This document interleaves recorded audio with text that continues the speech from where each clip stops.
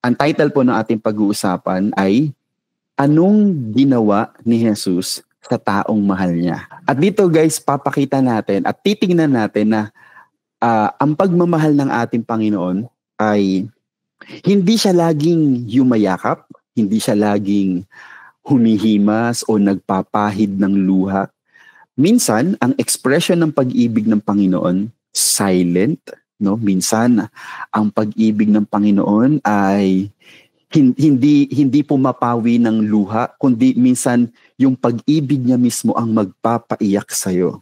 Wow, di ba? So titingnan lang natin yung other side ng pag-ibig ng ating Panginoon. At naniniwala ako, kailangan natin makita talaga at makilala ang Panginoon sa maraming paraan, sa maraming point of views para talaga sa mga pinagdaraan natin sa buhay, alam natin kung paano kumikilos at kung paano natin mapagtitiwalaan ang ating Panginoon. At yung gagamitin nating story ay yung story na magkakapatid na si Lazaro, Martha, at si Mary. Sila ay mga magkakapatid at sabi guys dito sa babasahin natin ay sila ay minamahal ng Panginoon. Although lahat tayo mahal tayo ng Panginoon, pero may mga particular Bible characters nung panahon ni Jesus Christ na talagang sinabing mahal sila ng Panginoon. Ibig sabihin talaga merong special na tingin at pansin ang Panginoon sa kanila. Okay, babasahin na natin yung ating pong unang mga verses sa John chapter 11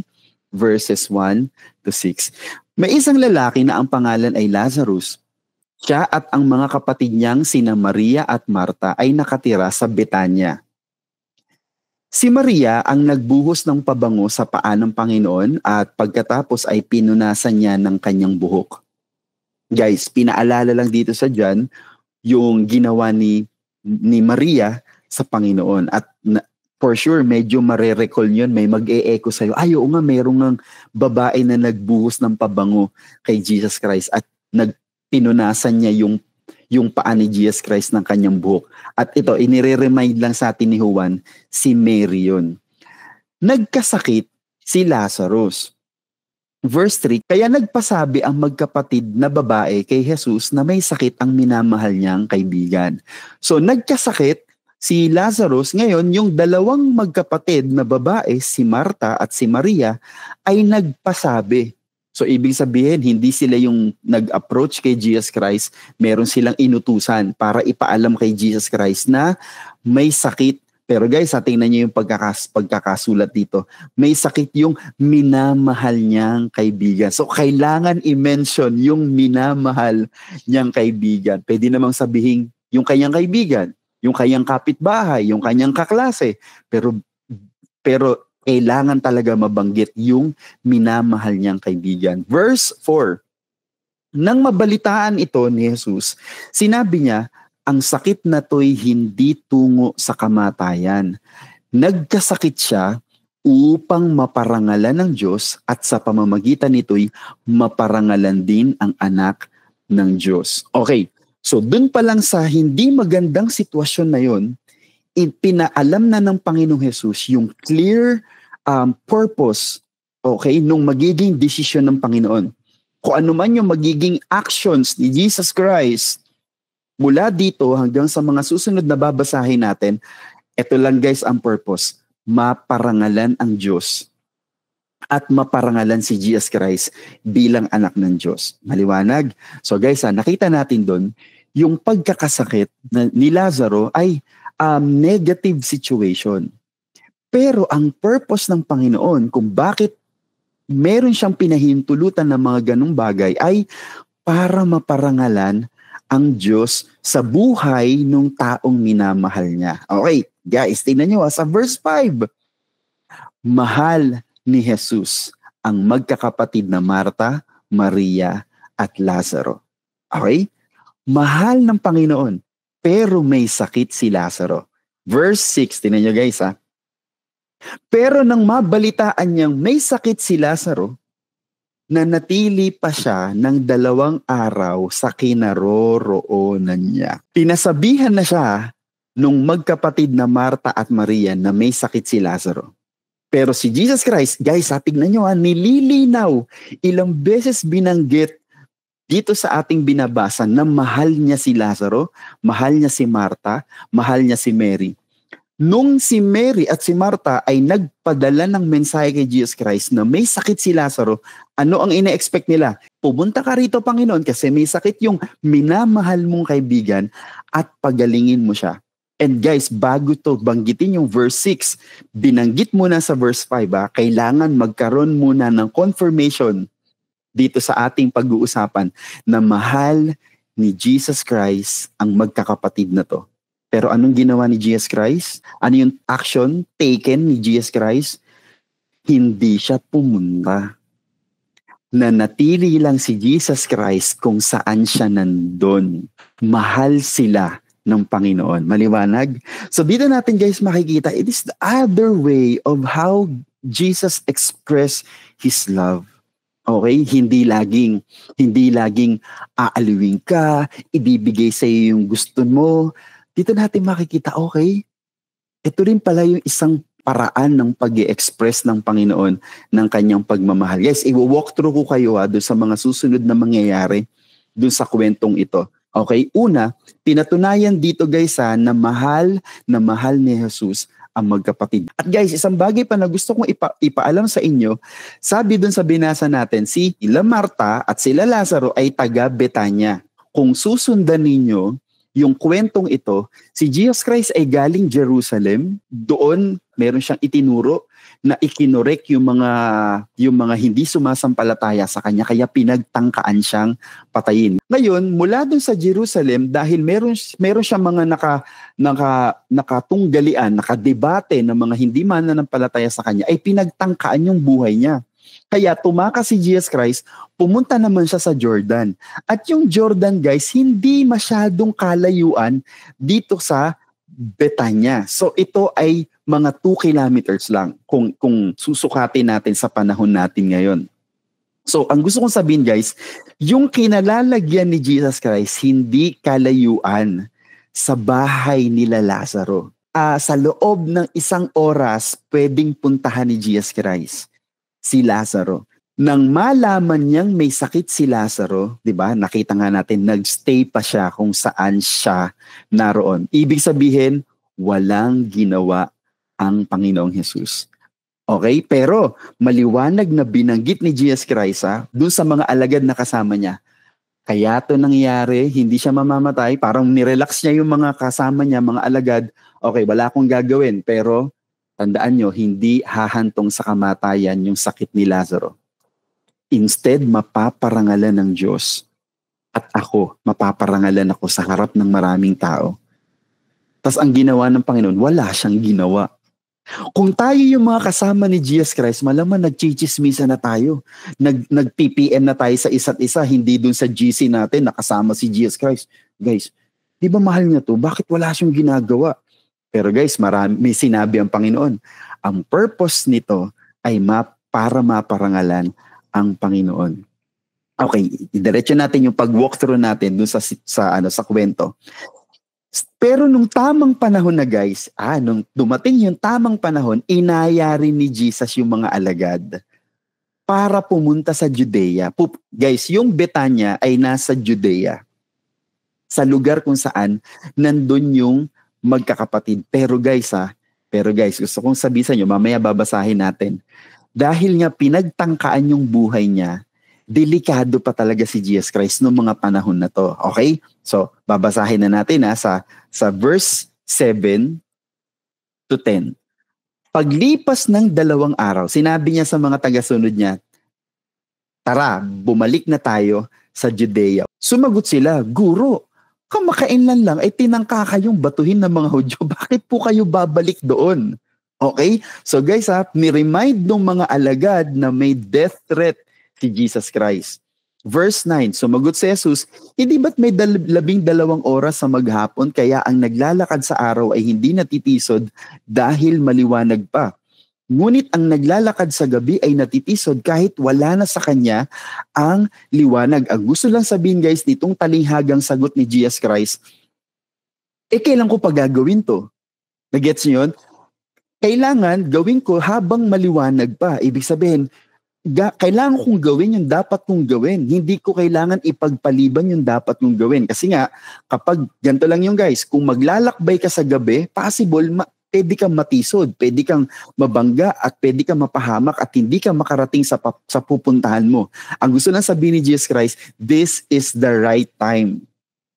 Meron man akong death threat o wala, ito yung tamang panahon. Okay?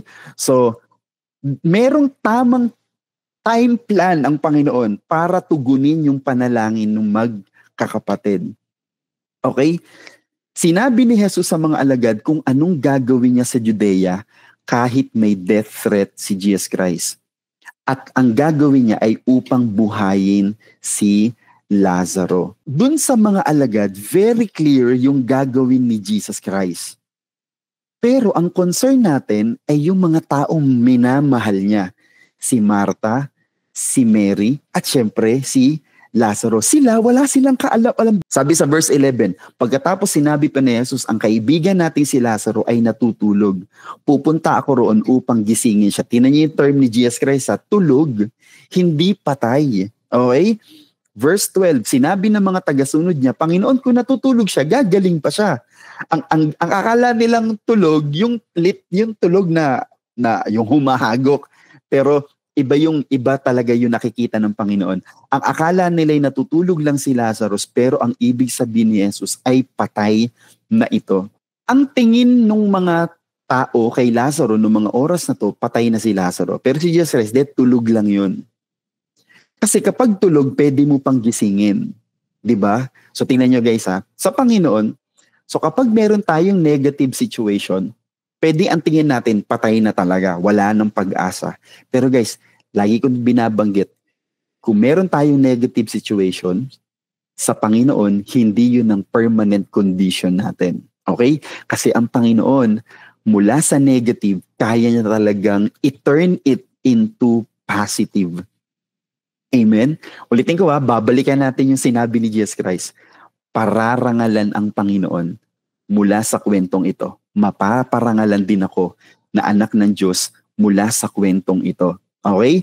Maliwanag yon na ini-input niya sa kanyang mga alagad. Diretso natin i-walk through natin guys yung ating pagbabasa. Ngunit nagpapasalamat ako na wala ako ron. Dahil ang gagawin kong himala sa kanya ay para sa kabutihan ninyo, upang lalo pa kayong sumampalataya sa akin. Tayo na, puntahan natin siya. Guys, babasahin natin sa ibang version. Sa Tagalog ang Biblia. At ikinagagalak ko, alang-alang sa inyo na ako'y wala roon. Tingnan nyo guys tingnan nyo.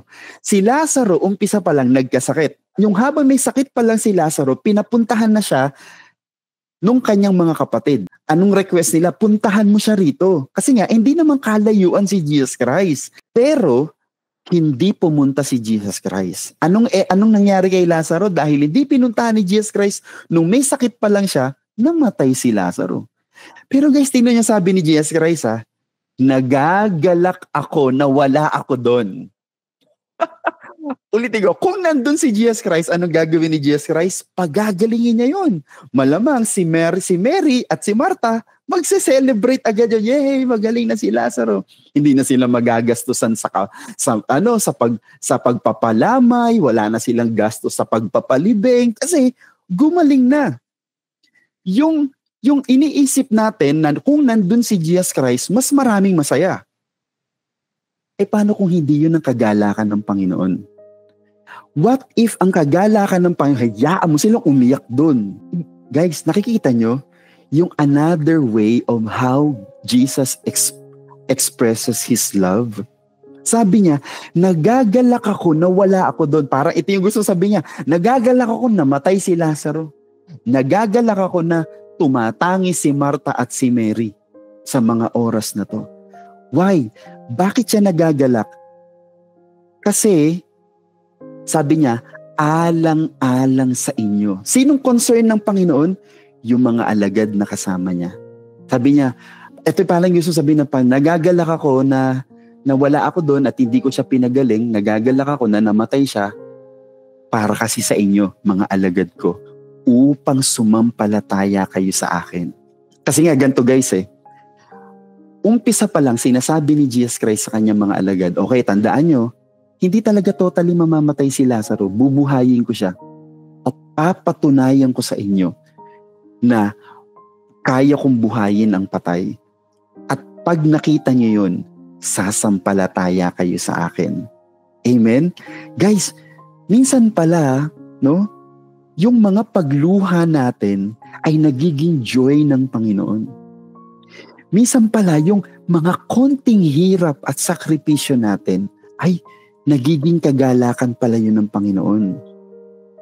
Minsan pala yung ating mga rejections na nararanasan natin, minsan pala yung ating mga disappointments and discouragements, yung mga pag-iyak natin na mula sa painful event ng ating buhay, yung pala ang Panginoon nagkakaroon ng kagalakan para sa atin. Why? Kasi meron talagang mga sitwasyon sa buhay natin, merong hidden agenda ang Panginoon. Tingnan nyo guys, sabi ko sa inyo, ang nakakaalam ng overall purpose and agenda ng Panginoon, yung kanyang mga alagad. Pero hindi alam yon ni Martha at ni Mary. Kaya, nung nakarating sila dun guys, papakita ko sa inyo kung ano ang bungad ni Martha at ni Mary nung nakita nila si Jesus Christ. Minamahal sila ni Jesus Christ, pero ang target persons ng Panginoon ay yung mga alagad. Tingnan nyo magsasacrifice si Mary, si Martha at si Lazaro for the benefit of his disciples. Grabe yung Panginoon. Parang Lord, ang unfair mo. Diba?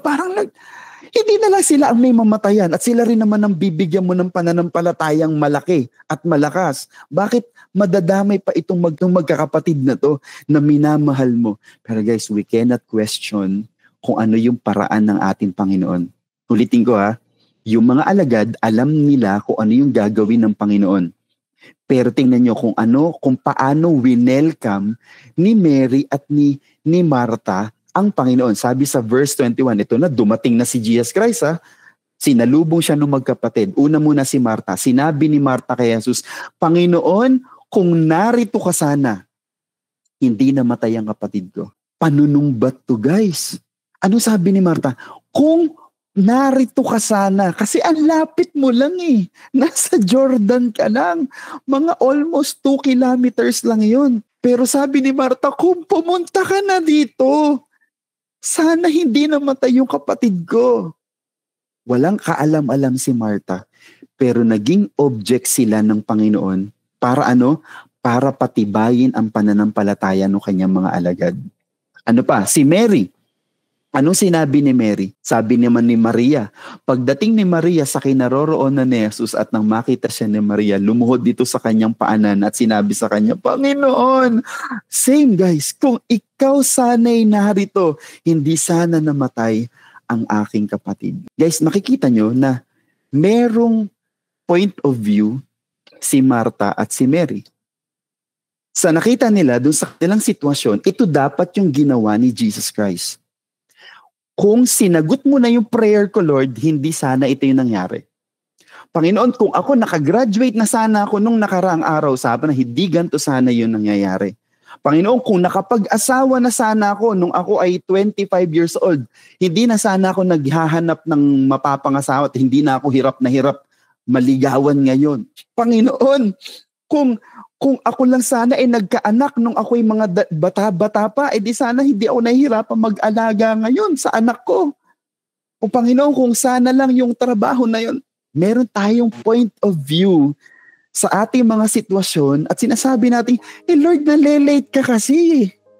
Hindi ka kasi dumarating sa tamang panahon. Hindi mo kasi sinasagot yung prayer ko at the right time Mali ka, Lord Sa point of view natin. Pero tandaan nyo may mga lingkod ng Panginoon, tingnan nyo yung point of view ng mga alagad. They were well-versed dun sa plano ng Panginoon. Pero hindi lahat nakakaalam nun.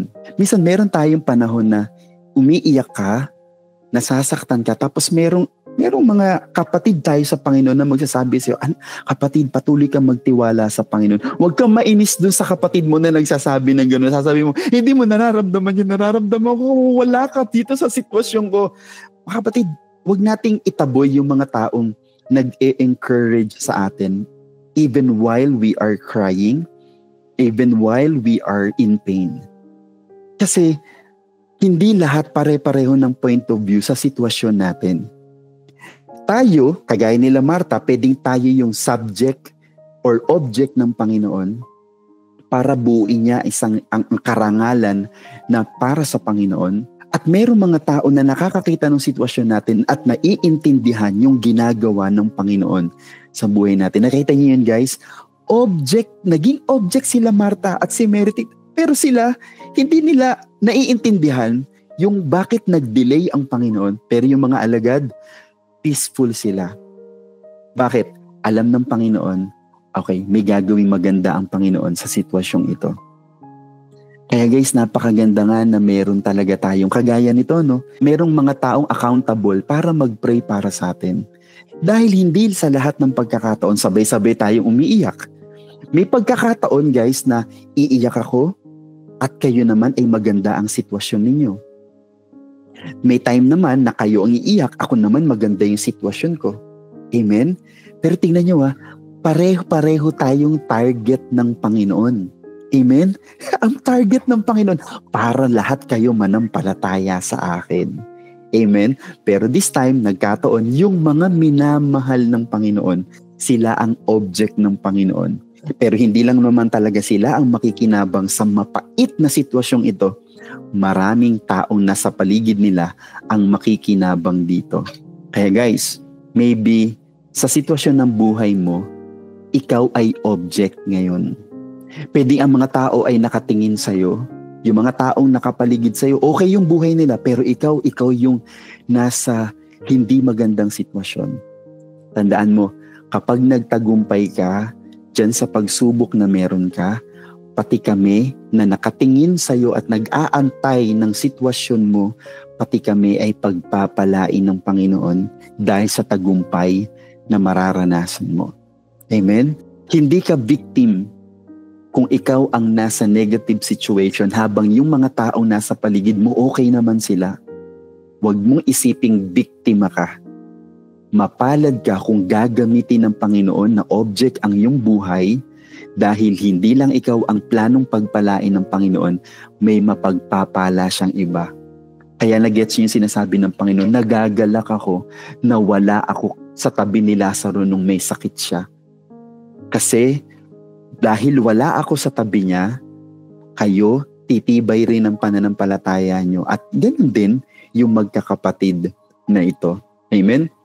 Guys, idiretso natin yung basa sa verse 37 to 38. So ang Panginoon ay inaliw si Martha at si Mary pagkatapos nilang sumbatan si Jesus Christ na bakit ngayon ka lang dumating. Guys, hindi na natin babasahin yung kung paano sila inaliw ng Panginoon, pero kagaya ng ginawa niyang comfort sa kanyang mga alagad, kinomfort din niya yung magkapatid na to. Pero sabi sa verse 37, ito guys yung mga sympathizer naman, yung mga taong nasa paligid, okay? Sila naman ang titingnan natin.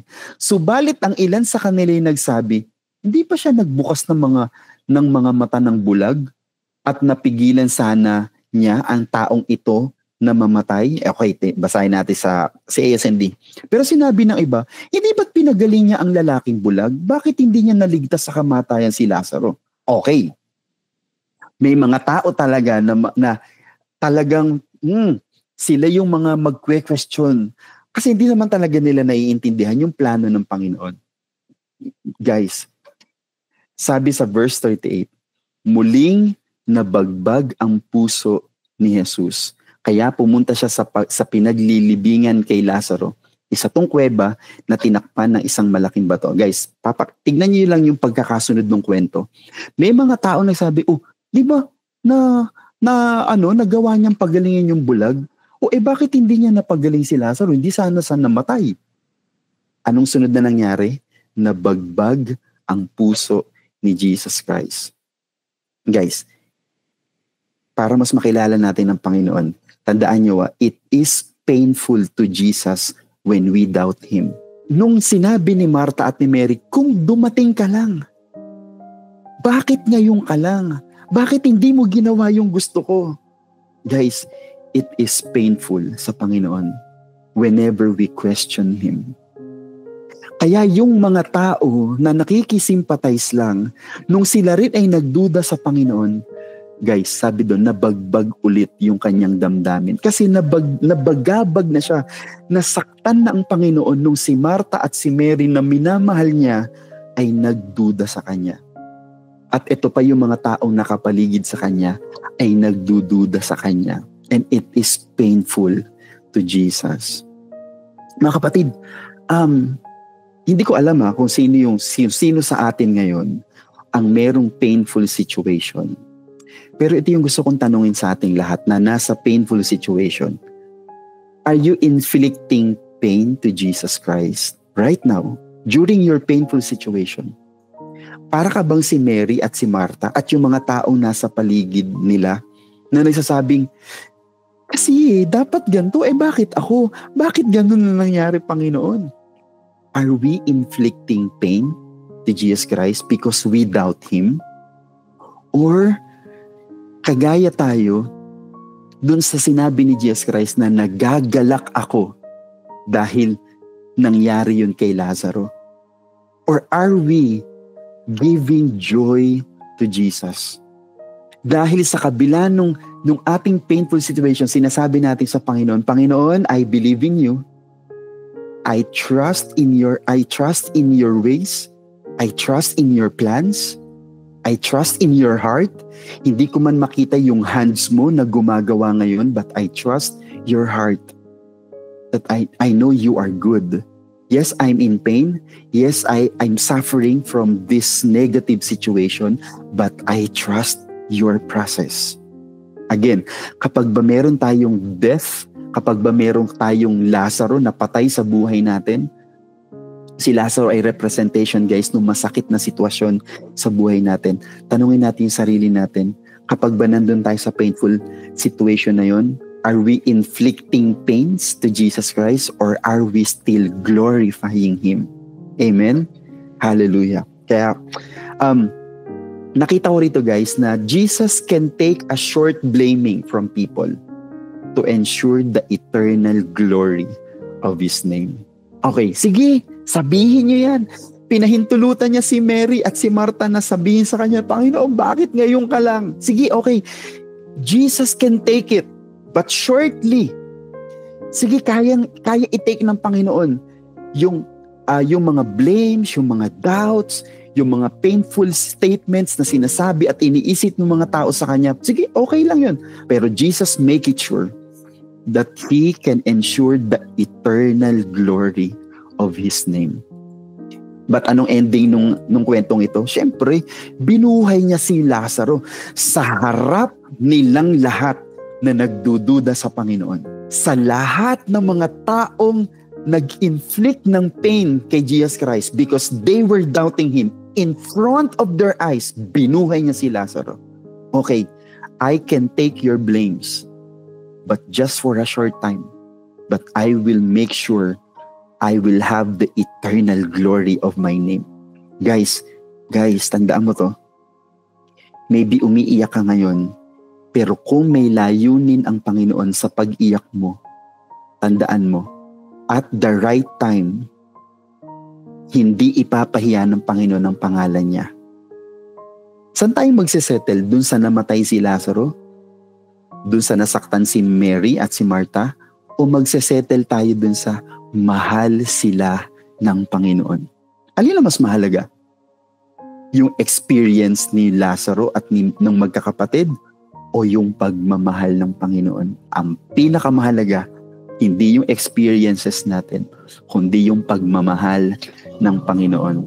Verse 41, kaya inalis nila ang bato, tumingala si Jesus sa langit at sinabi, Ama, nagpapasalamat ako sa iyo dahil dininig mo ako.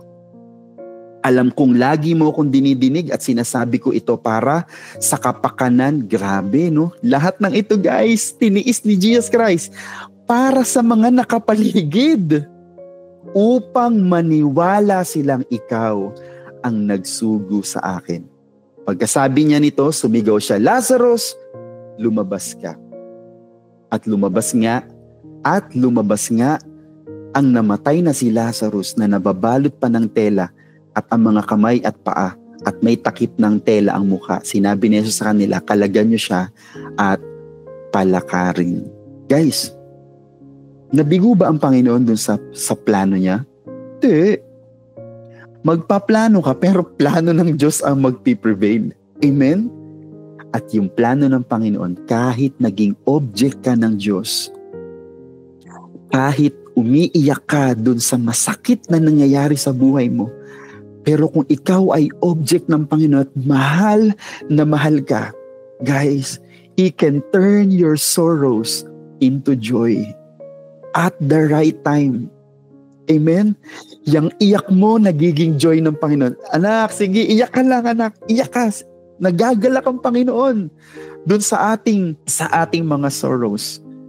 Kaya, mga kapatid, piliin natin, no, na even in our troubles, gino-glorify natin ang Panginoon.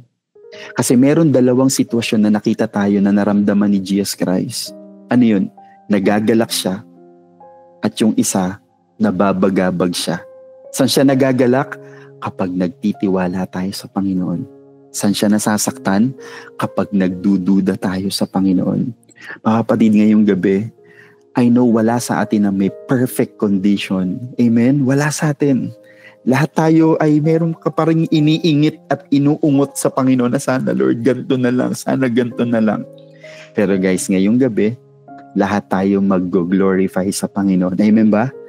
Lahat tayo pipiliin nating magtiwala sa Panginoon. Okay guys, punta na ako sa last slide ng message ko ngayon. Ano makikita natin dito guys? Anong ginawa ni Jesus dun sa mga taong mahal niya? Una, pinag-aantay. Mahal niya yun. Pero pinag-aantay. Pero tandaan natin guys, kung pinag-aantay ka ng Panginoon, tagi mo tatandaan, mahal ka niya. Amen? He keeps silent. Hindi siya nagsalit. Wala siyang ginawa. Ulitin ko, maybe silent ang Panginoon, pero lagi mong tatandaan, sumisigaw ang Biblia na nabasa natin na mahal ka ng Panginoon. Hindi man naging tahimik man ng Panginoon dun sa panalangin mo, tandaan mo ngayong gabi, meron tayong binabasa, sumisigaw ang salita ng Diyos na mahal tayo ng Panginoon kahit wala pa siyang ginagawa. Okay? He's not leaving but keeps his distance. Nakita nyo, malapit lang si Jesus Christ pero hindi siya pumunta. Pero hindi sila iniiwan ng Panginoon. Yes, merong distansya. Pero hindi umalis ang Panginoon. Hindi siya nagpakalayo-layo. He was just there. Amen? Hindi tayo iniiwan ng Panginoon. Maybe ang pakiramdam mo parang ang distant ng Panginoon dun sa iyo kasi wala siyang ginagawa. Pero tandaan mo, maybe nakadistansya ang Lord pero hindi siya aalis. Pero tandaan natin na lahat ng ito ay alang-alang sa kanyang minamahal. Yes, parang negative yung expression ng pagmamahal ni Jesus Christ. Pero, guys, hindi naman ginagawa ni Jesus Christ yung para sa sarili niya. Para sa atin yun. And when the right time comes, He steps in. Diba? Patay na si Lazaro, pumasok pa rin ang Panginoon. Why? Yun yung right time sa Lord eh. Kay Mary and Martha, ang right time, yung may sakit pa lang si Lazaro. Pero si Jesus Christ, hindi yun ang right time. Hindi ako masyado magiging masaya kapag dumating na ako nung may sakit pa siya. Antay natin mamatay. Kasi doon ako magiging masaya. And that is the right time. At guys, tandaan mo, kapag right time na, He steps in. And no one can stop Him. Ano sabi ng mga alagad? Tinatry nilang pigilan si Jesus Christ. Jesus, may nagtatangka pa sa buhay mo. Si Jesus Christ, dead ma. Ano? It is the right time. Amen? Mga kapatid, kapag pagpapalain ka na ng Panginoon, guys, makinig kayo sa akin. Maybe I'm speaking to someone. Kapag tutugunin na ng Panginoon yung iniiyak mo, kahit ikaw na mismo ang hindi ka na makapaniwala, Pero hindi mo mapipigilan ng Panginoon kapag time ng Panginoon. Kapag right time ng Panginoon, kapatid, kapag oras na para ibigay sa'yo ng Panginoon, yung hindi mo ine-expect, no one can stop Him. He will step in. Amen? Magtitiwala lang tayo sa Panginoon. At titibayan ng ating mga pananampalataya. He is concerned about the most important thing. Ang pinaka-concern ng Panginoon, yung pananampalataya nila. Na mas makilala pa nila ang Panginoon. Guys, maybe umiiyak ka ngayon. Maybe walang laman yung wallet mo. Hindi ibig sabihin hindi concern ng Panginoon dun sa laman ng wallet mo, sa laman ng GCash mo. Concern doon ng Panginoon, pero may mas concern ng Panginoon. Pwede nga niyang punuin ngayon yan eh. Alam niyo bang kayang gawin yun ng Panginoon? Maybe meron kang iniinda, masakit yung likod mo o masakit yung sakong mo na matagal ng panahon at sinasabi mo sa Panginoon, Lord, pagalingin mo na ako. Lord, yung trabaho, inaantay ko, bigay mo na. Pwedeng gawin yun ng Panginoon. Pero ang mas concern ng Panginoon, tumibay pa yung pananampalataya mo. Yung mas makilala mo pa ang Panginoon. Amen? Kayang patilain ng Panginoon ang mga bagyo ng buhay natin. Pero paano mo malalaman na kaya kang yakapin ng Panginoon habang napakalamig dahil sa lakas ng bagyo? Amen? Mga kapatid, there is one very important thing na concern ng Panginoon sa atin. It is all about our faith. Kaya ngayong gabi mga kapatid, we are beloved of Jesus. Wherever you are, mga kapatid, whatever your situation is, claim it and declare it. Mahal na mahal na mahal na mahal ako ng Panginoon. So therefore, kung mahal tayo ng Panginoon, pero in spite of or despite of, meron tayong negative situation, pwede bang ito ang piliin natin? Hindi mo nakikita at hindi mo nararanasan yung gusto mong mangyari.